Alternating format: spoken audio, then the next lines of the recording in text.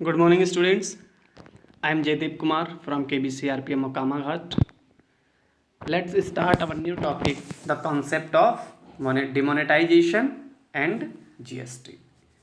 Okay, students, demonetization and GST ये दो ऐसे टॉपिक हैं जो प्रीवियस ईयर ही आपके सिलेबस में इनको ऐड किया गया था। क्यों? क्योंकि दोनों ही रिसेंटली यूज्ड किए गए इकोनॉमिक टूल्स हैं, ठीक है। और इनको हम इकोनॉमिक रिफॉर्म्स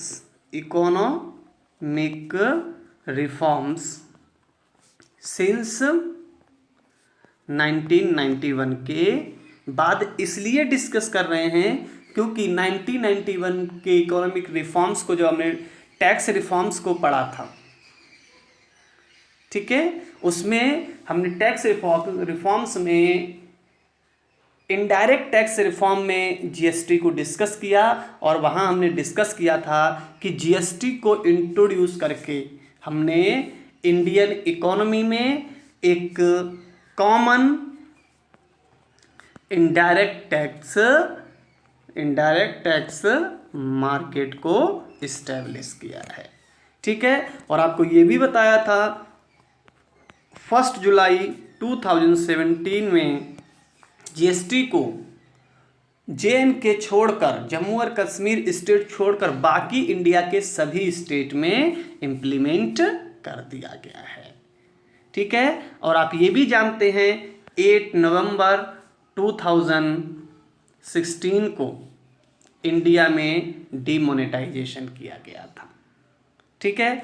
इसीलिए ये रिसेंटली यूज्ड दो टॉपिक ऐसे टॉपिक हैं जो पढ़ने में भी बहुत इंटरेस्टिंग हैं और रिसेंटली यूज्ड हैं, इसलिए आपको इनकी बेसिक इन्फॉर्मेशन होनी चाहिए। इसी को देखते हुए CBSE ने प्रीवियस सेशन में इन दोनों टॉपिकों को आपके सिलेबस में ऐड किया हुआ है, ठीक है। तो स्टूडेंट्स, पहले हम डिमोनेटाइजेशन को डिस्कस कर लेते हैं, उसके बाद GST को डिस्कस करेंगे, ठीक है। तो स्टार्ट करते हैं डिमोनेटाइजेशन, ठीक है। तो स्टूडेंट्स, डिमोनेटाइजेशन में क्या होता है कि गवर्नमेंट को जब भी ऐसा लगता है कि इकोनॉमी में बहुत बड़ी क्वांटिटी में ब्लैक मनी स्टॉक हो गया है। ब्लैक मनी क्या होता है? ऐसा मनी जो गवर्नमेंट से, आपको मैंने टैक्स इवेजन बताया था, टैक्स चोरी बताई थी, तो वहां मैंने क्या बताया था? टैक्स चोरी का मतलब ये नहीं है कि टैक्स चुरा के कहीं रख लिया। जब पब्लिक अपनी इनकम को गवर्नमेंट के सामने डिस्क्लोज नहीं करती है और उस पर जो एलिजिबल टैक्स है वो टैक्स पेमेंट नहीं करते हैं, तो हम उसको अनडिस्क्लोज्ड इनकम कहते हैं, या उसी को क्या कहा जाता है? ब्लैक मनी कहा जाता है। ऐसी इनकम, ऐसी करेंसी जो कि गवर्नमेंट से डिस्क्लोज ना करके उसको छिपा के रख लिया जाता है, उसे हम क्या कहते हैं? ब्लैक मनी कहते हैं। और इस ब्लैक मनी का यूज लोग स्मगलिंग में, टेरर फंडिंग में या अदर इलीगल एक्टिविटीज़ में करते हैं। क्यों? क्योंकि उस करेंसी का, उस मनी का गवर्नमेंट के पास कोई रिकॉर्ड नहीं होता, ठीक है। तो सबसे पहली चीज़, what is black money? Black money क्या है? ब्लैक मनी ऐसा मनी है जो गवर्नमेंट के रिकॉर्ड से अलग है। गवर्नमेंट को इस मनी का रिकॉर्ड से, गवर्नमेंट से इस मनी का रिकॉर्ड छिपाया जाता है और इस मनी का यूज क्या किया जाता है? इलीगल एक्टिविटीज में किया जाता है।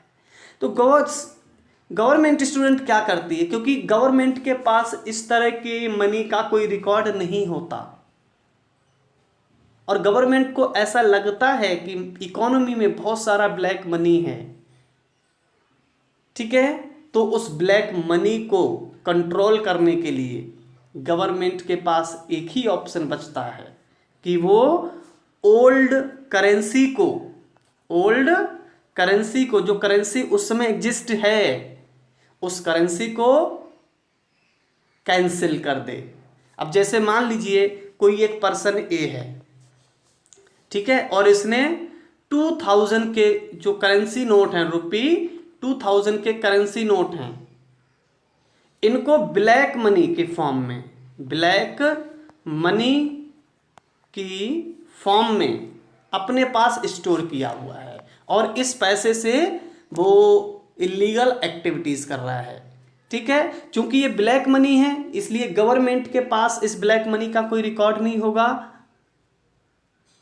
गवर्नमेंट इस ब्लैक मनी को बाहर नहीं ला सकती। तो गवर्नमेंट क्या करेगी, गवर्नमेंट अनाउंस करती है कि आज इस डेट से इंडिया में 2000 करेंसी नोट जो हैं वो बंद किए जाते हैं। आज के बाद इंडिया में 2000 करेंसी का जो भी नोट होगा उसे एक्सेप्ट नहीं किया जाएगा। तो अब ये पर्सन क्या करेगा, जिसने ए पर्सन ने रुपी 2000 नोट का स्टोर किया हुआ है, या तो इस करेंसी को खत्म कर देगा, जला देगा, डिस्ट्रॉय कर देगा, या फिर इसने जो स्टोर किया है इस करेंसी को ये गवर्नमेंट के पास ले जाकर इसे डिस्क्लोज करेगा और गवर्नमेंट क्या करेगी, इस पे पेनाल्टी लगा के, जो भी पेनाल्टी बनेगी पेनाल्टी लगा के इस करेंसी को वापस आरबीआई को दे देगा। यानी या चाहे ये ए पर्सन अपनी इस 2000 करेंसी नोट की करेंसी को डिस्ट्रॉय कर दे या गवर्नमेंट को हैंड ओवर कर दे, दोनों ही सिचुएशन में क्या होगा कि जो ब्लैक मनी था वो खत्म हो जाएगा। तो ब्लैक मनी को खत्म करने के लिए, इकोनॉमी के में सर्कुलेशन से बाहर करने के लिए गवर्नमेंट क्या करती है, न्यू करेंसी से, या सिंपल सी बात करें हम तो ओल्ड करेंसी को न्यू करेंसी से, ओल्ड करेंसीज को न्यू करेंसी से रिप्लेस कर देती है और इस रिप्लेसमेंट को ही क्या कहा जाता है स्टूडेंट, डिमोनेटाइजेशन कहा जाता है। जब भी कोई गवर्नमेंट ओल्ड करेंसी को न्यू करेंसी से रिप्लेस कर देती है, इस प्रोसेस को, इस रिप्लेसमेंट को क्या कहा जाता है स्टूडेंट, डिमोनेटाइजेशन कहा जाता है। 8 नवंबर 2016 को आपने देखा होगा, इंडियन गवर्नमेंट ने इंडिया से रुपी 500 का करेंसी नोट चेंज कर दिया, रिप्लेस कर दिया। ठीक है, पहले जो 500 का करेंसी नोट होता था वो कैसा होता था, येलोइश कलर का होता था, आजकल कुछ ग्रे टाइप कलर से आने लगा, ग्रीनिश कलर में आने लगा है रुपी 5 का। तो देखिए ओल्ड करेंसी नोट को न्यू करेंसी नोट से रिप्लेस किया। दूसरा 2016 तक इंडिया में 1000 का नोट था, 1000 रुपीज का करेंसी नोट था, गवर्नमेंट ने 1000 रुपीज के नोट को बंद किया, रिप्लेस किया किससे, 2000 रुपी करेंसी नोट से।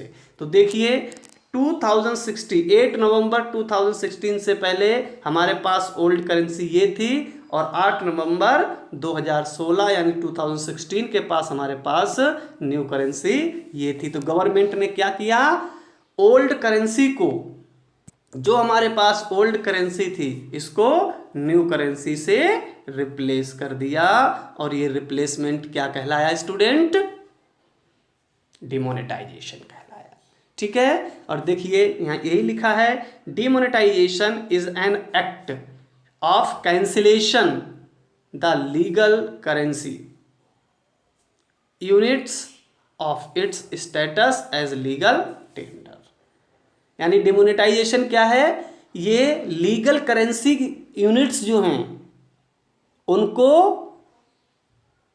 लीगल टेंडर से रिमूव कर देता है, कैंसिल कर देता है।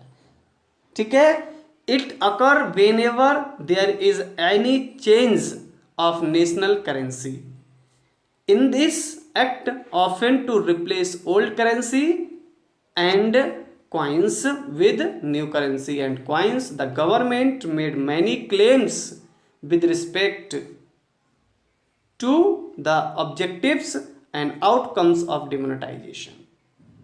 ठीक है, यानी डिमोनेटाइजेशन क्या है? जो हमारी लीगल करेंसी है उस लीगल करेंसी को कैंसिल कर देना ही क्या है? डिमोनेटाइजेशन है। या करेंसी नोट्स को चेंज कर देना डिमोनेटाइजेशन है। या replacement of old currency and coins with the new currency and coins is known as demonetisation. किसी भी तरह से आप डिमोनेटाइजेशन को डिफाइन कर देंगे। डिमोनेटाइजेशन में होगा क्या? बस ओल्ड करेंसी को कैंसिल कर दिया जाएगा और न्यू करेंसी स्टार्ट कर दी जाएगी। तो इस होल प्रोसेस को हम क्या कहेंगे? डिमोनेटाइजेशन कहेंगे। ठीक है।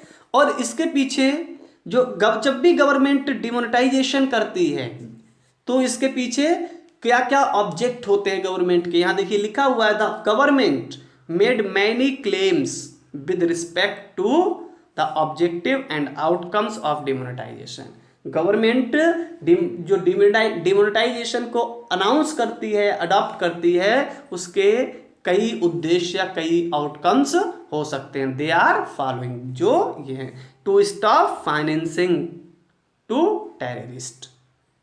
अभी बताया था ना कि टेरर फंडिंग के लिए ये लोग ये पैसा यूज करते हैं जो ब्लैक मनी होता है। या to control black money in the economy. जब एक गवर्नमेंट को इकोनॉमी में ब्लैक मनी को कंट्रोल करना होता है तो भी गवर्नमेंट क्या करती है? डिमोनेटाइजेशन प्रोसेस को अडॉप्ट करती है। फिर इट विल हेल्प रिड्यूस और extend of cash transaction and creation of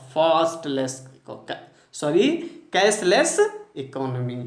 government economic transactions में कैश ट्रांजेक्शन को रिड्यूस करने के लिए या इकोनॉमी को कैशलेस इकोनॉमी बनाने के लिए भी डिमोनेटाइजेशन टेक्निक का, टूल्स का यूज करती है।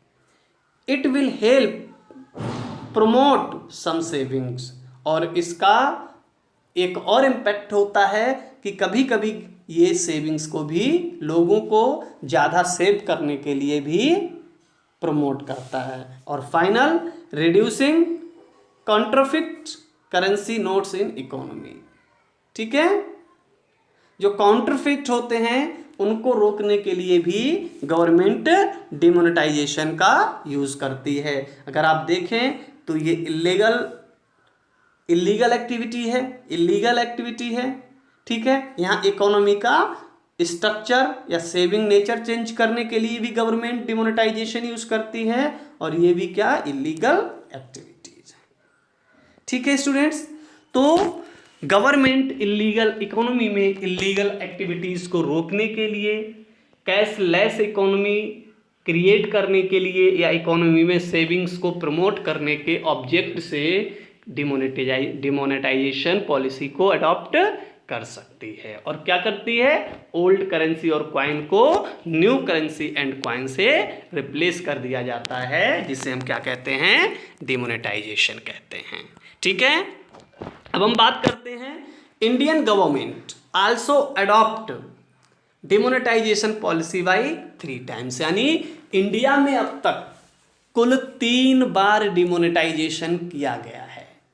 कब कब? पहली बार इंडिया में डिमोनेटाइजेशन किया था 1946 में when the RBI demonetized ₹1000 and 10,000 currency notes. यानी 1946 में गवर्नमेंट ने ओल्ड करेंसी को न्यू करेंसी से रिप्लेस किया था, जिसमें ₹1000 का नोट और ₹10,000 का नोट 1946 से पहले मार्केट में था। लेकिन 1946 के बाद गवर्नमेंट ने 1000 का भी नोट क्लोज कर दिया, कैंसिल कर दिया, और 10,000 नोट भी कैंसिल कर दिया और 100, 50 इस तरह के नोट इशू किए थे, 500। ठीक है। दूसरी बार 1978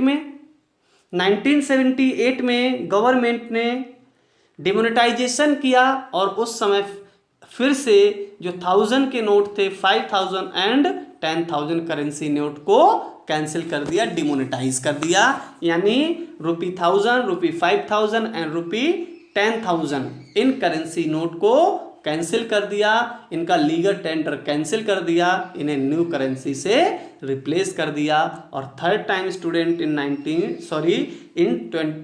26 यानी 2016 8 नवंबर का दिन, ठीक है, Indian government demonetised ₹1000 and 500 currencies.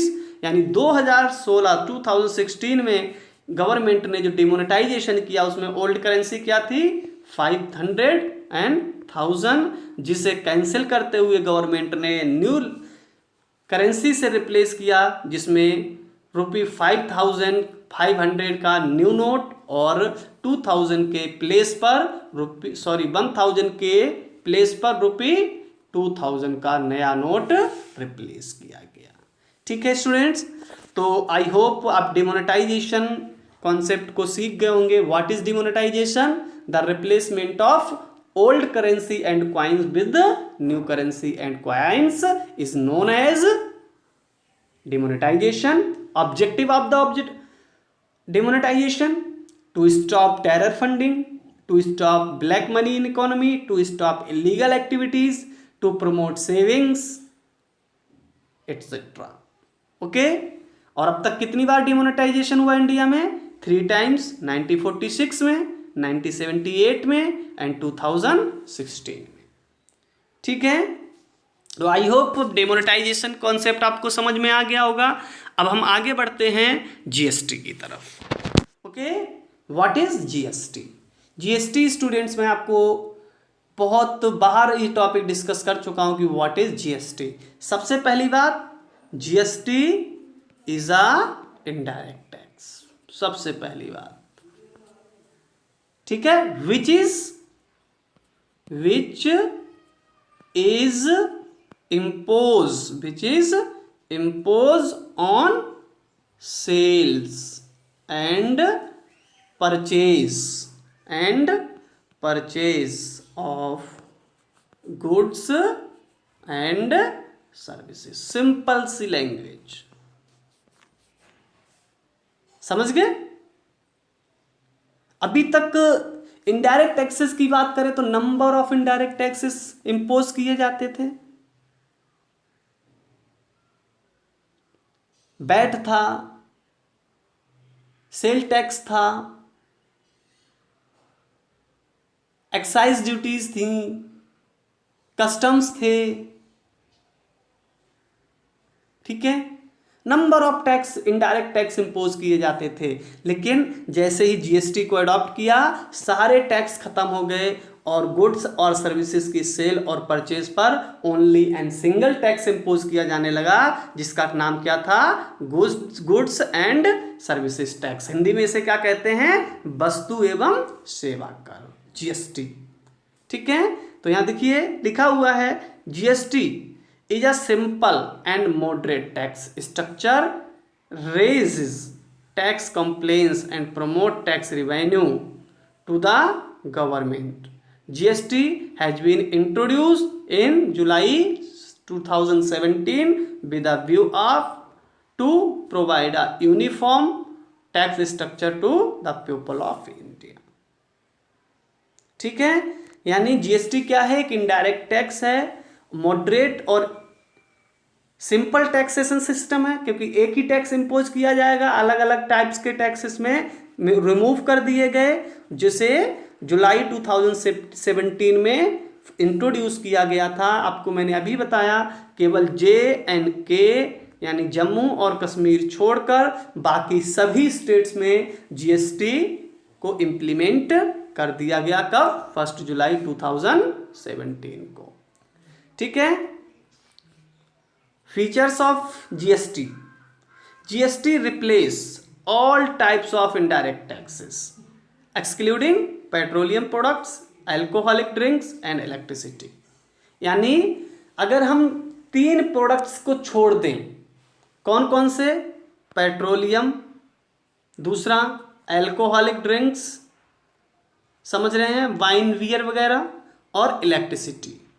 In 3 product को छोड़ दें तो इन 3 प्रोडक्ट को छोड़कर बाकी कोई भी गुड्स और सर्विसेज यानी प्रोडक्ट इंडिया में सेल किया जाता है तो इस पे कौन सा टैक्स इम्पोज किया जाएगा? जीएसटी।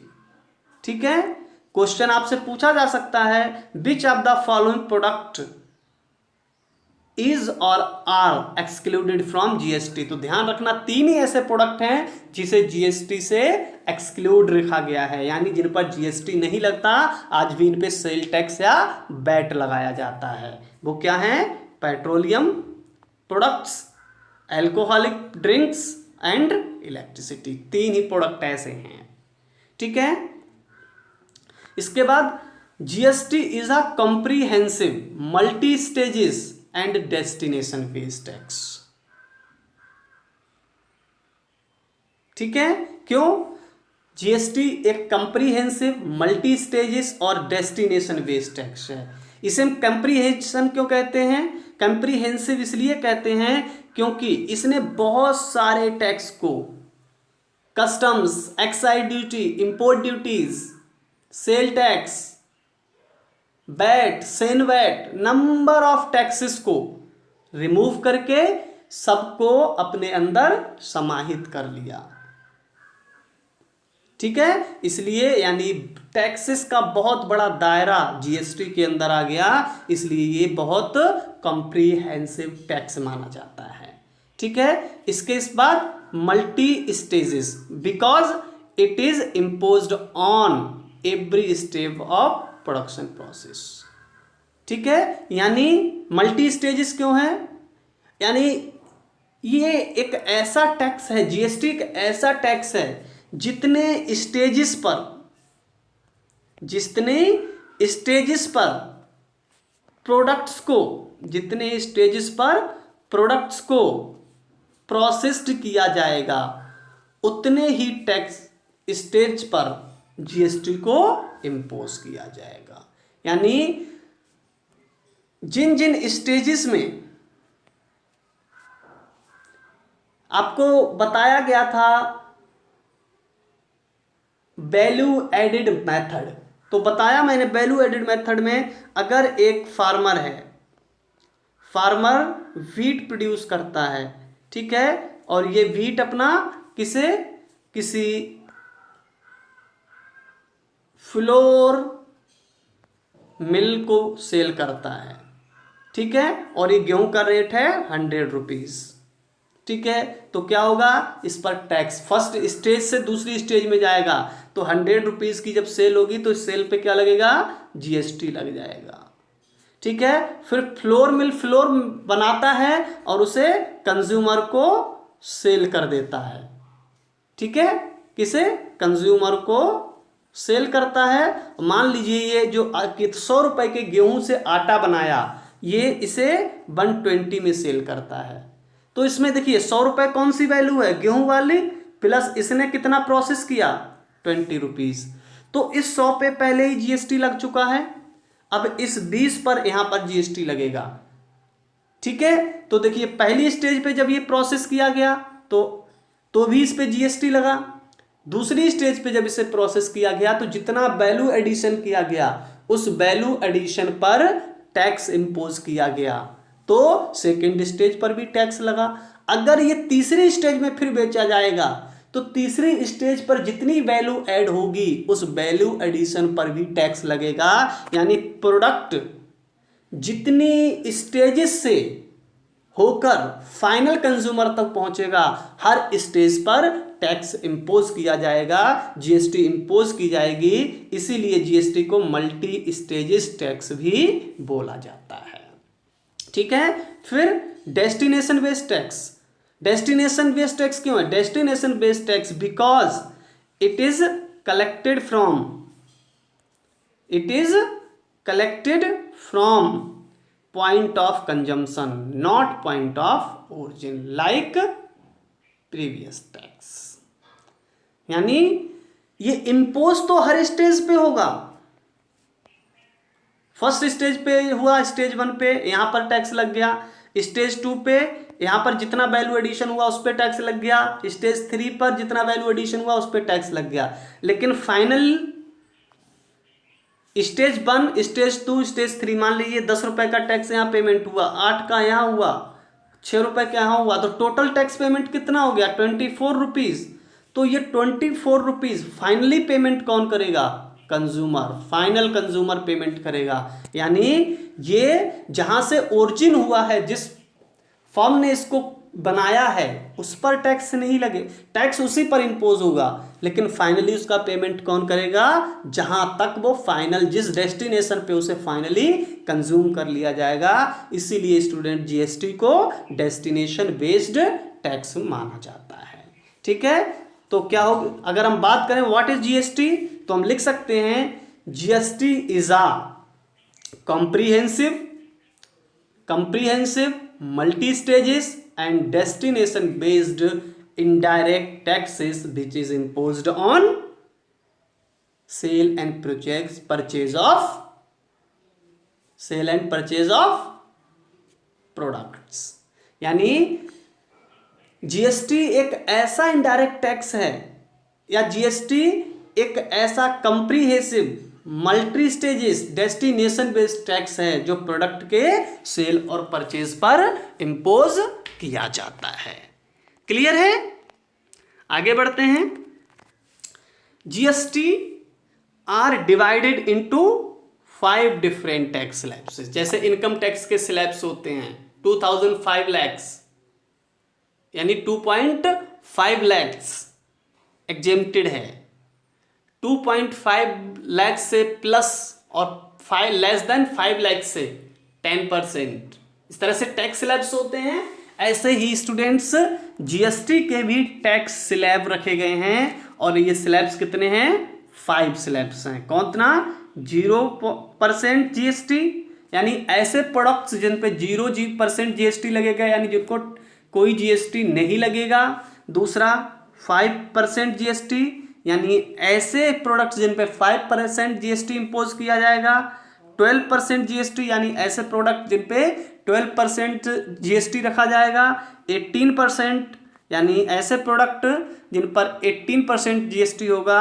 और फाइनल ऐसे प्रोडक्ट जिन पे 28% टैक्स जीएसटी इंपोज किया जाएगा। यानी इंडिया में 5 जीएसटी स्लैब्स को रखा गया है जो डिफरेंट प्रोडक्ट पर अलग अलग रेट से इंपोज किए जाते हैं। ये कौन से हैं? 0%, 5%, 12%, 18% and 28%। Okay, next, GST R imposed in 3 types. GST को 3 तरह से इंपोज किया जाता है। एक सीजीएसटी, यानी देखो जो जीएसटी है स्टूडेंट्स, जीएसटी से जो भी पैसा कलेक्ट होगा, ठीक है, उसको 2 पार्ट्स में बांटा जाएगा। जीएसटी का 1% सेंट्रल गवर्नमेंट के पास चला जाएगा, उसी कलेक्शन का दूसरा पैसा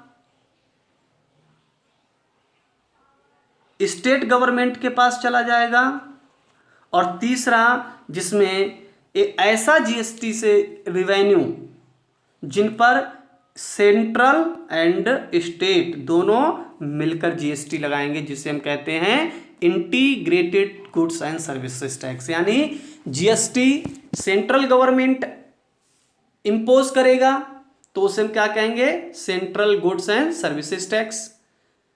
जीएसटी स्टेट गवर्नमेंट इंपोज करेगा तो उसे हम क्या कहेंगे? State goods and services tax. और जब स्टेट और सेंट्रल गवर्नमेंट दोनों मिलके जीएसटी लगाएंगे तो उसको हम क्या कहते हैं? Integrated goods and services tax. यानी जीएसटी 3 टाइप्स से इंपोज की जाएगी सेंट्रल गवर्नमेंट द्वारा, सेंट्रल जीएसटी टैक्स यानी सीजीएसटी, स्टेट गवर्नमेंट के द्वारा यानी state goods and services tax यानी एसजीएसटी, और central government and state government both, उसे हम क्या कहेंगे? Integrated goods and services tax यानी आईजीएसटी। यानी जीएसटी 3 टाइप से इंपोज किया जाएगा। और इंपोज कैसे होगा?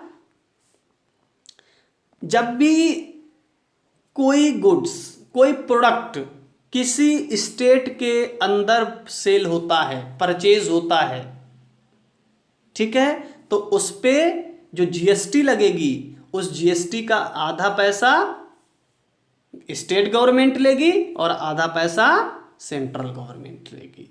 एक जैसे बिहार में कोई चीज सेल हो, प्रोड्यूस हुई और बिहार में ही बेच दी गई, तो उस पर जो जीएसटी इंपोज की जाएगी, चाहे वो 5% हो, 12 हो, 18 हो, 28 हो, कोई परसेंटेज हो, उसका 50% कहाँ जाएगा? गवर्नमेंट के पास, सॉरी सेंट्रल गवर्नमेंट के पास, और 50% स्टेट गवर्नमेंट के पास जाएगा। यानी दोनों अलग अलग लेकिन एक साथ टैक्स लगाते हैं, जिसे हम सीजीएसटी और स्टेट जीएसटी कहते हैं। लेकिन अगर सेल और परचेज दो स्टेट के बीच में हो रहा, मान लीजिए ये बिहार है और यहाँ यूपी है, और बिहार से कोई प्रोडक्ट यूपी में सेल किया गया, ठीक है, बिहार से कोई स्टेट प्रोडक्ट यूपी में सेल किया गया, तो इसमें जो जीएसटी लगेगी वो सीजीएसटी और एसजीएसटी अलग अलग नहीं होगी, बल्कि इस पे दोनों मिलकर एक साथ जीएसटी लगाएंगे, जिसका नाम होगा integrated goods and services tax, यानी आईजीएसटी।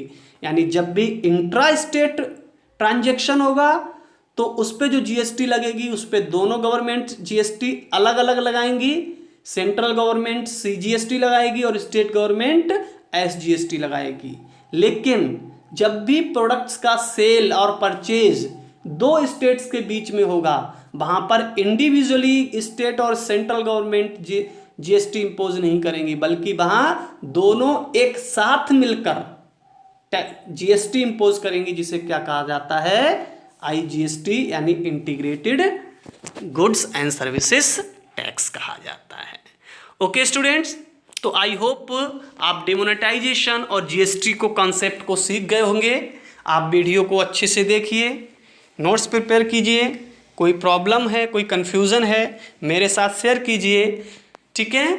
और आज हमारा ये इकोनॉमिक रिफॉर्म का इस लेक्चर के साथ ये यूनिट कंप्लीट हो गई है। नेक्स्ट वीडियो में स्टूडेंट्स, नेक्स्ट क्लास में हम लोग new unit current challenges of Indian economy को डिस्कस करेंगे। Okay, thank you.